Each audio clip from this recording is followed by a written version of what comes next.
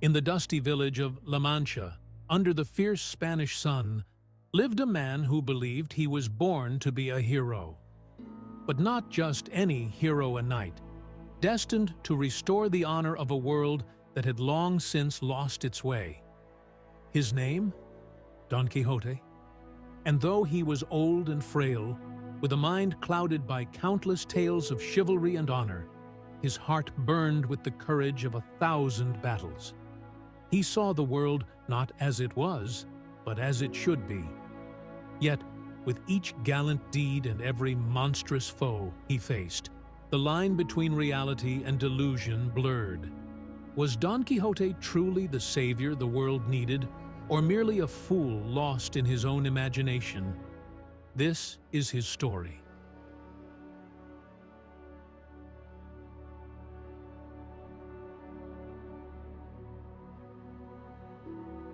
Alonso Quixano was an ordinary man, a man of modest means, living quietly in his village. But within the pages of the countless books of chivalry he devoured, an extraordinary dream began to form.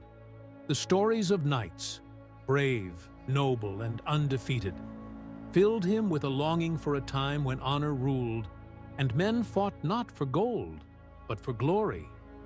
As his obsession grew, so did his conviction that he too must join their ranks. Thus, Alonso Quixano became Don Quixote de la Mancha, a self-declared knight-errant. He dusted off his great-grandfather's rusty armor, fashioned a makeshift helmet, and mounted his noble steed, or rather, an old and broken-down horse named Rocinante. But what is a knight without a lady to inspire his valor? Quixote set his heart upon the beautiful Dulcinea, a simple peasant woman whom he had never met, but whom he imagined to be the epitome of grace and beauty. He needed a squire, of course, and so he recruited Sancho Panza, a simple farmer, with promises of wealth and governorship of lands that existed only in Quixote's mind. And so, with Sancho at his side, Don Quixote embarked on his first adventure.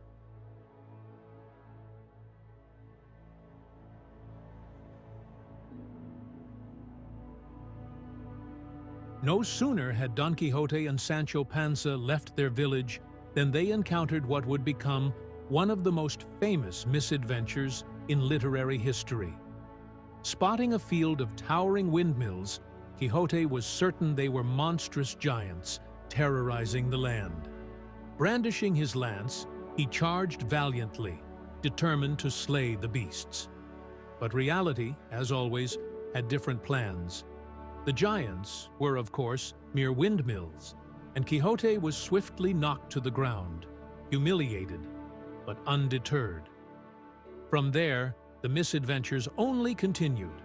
Quixote's delusions led him to battle not just windmills, but innocent sheep, which he mistook for enemy armies, and wineskins, which he imagined were evil enchanters.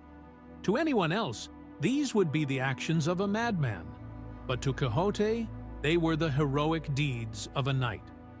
His unwavering belief in his quest both frustrated and bewildered Sancho Panza, who, despite recognizing the absurdity of Quixote's actions, remained loyal. The two shared an odd but deep bond. Sancho, with his earthy wisdom and sense of practicality, balancing Quixote's lofty ideals and illusions.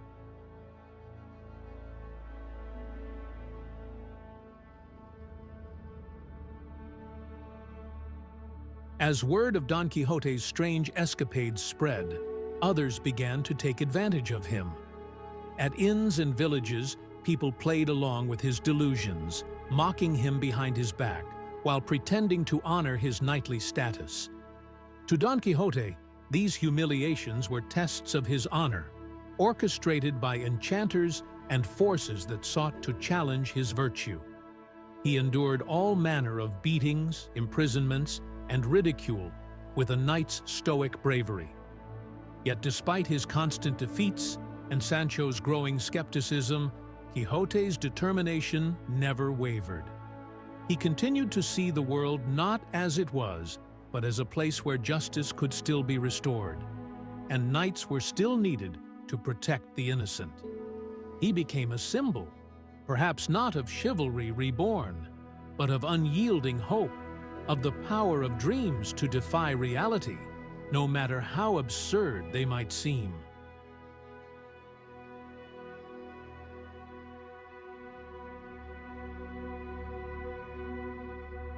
After many trials and adventures, Don Quixote's journey eventually took him back to where it all began, his village.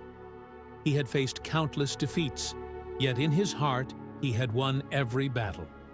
However, reality began to catch up with him. Upon returning home, weary and aged, Quixote fell ill. And as he lay on his deathbed, something extraordinary happened. Don Quixote awoke from his delusion. For the first time in years, Alonso Quixano, the man behind the armor, spoke with clarity. He renounced his quest and all the foolishness of his imagined knighthood. He realized, perhaps too late, that the world was not filled with enchanters, monsters, or armies in need of a knight's protection. It was just the world, ordinary, flawed, and indifferent to the ideals he had clung to for so long. Alonso Quixano died, but in doing so, Don Quixote, the dreamer, the knight, lived on.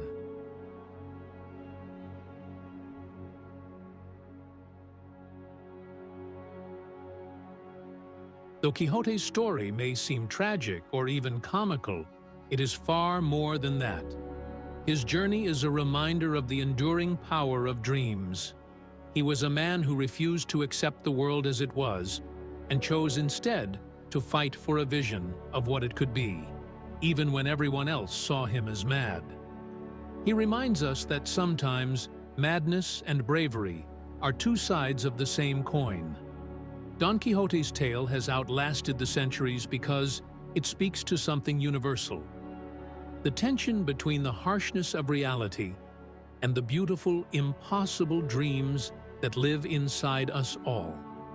While we may never charge at windmills or mistake inns for castles like Don Quixote, we all face moments where the line between what is real and what we wish to be real blurs. And in those moments, who's to say that being a little mad isn't exactly what the world needs?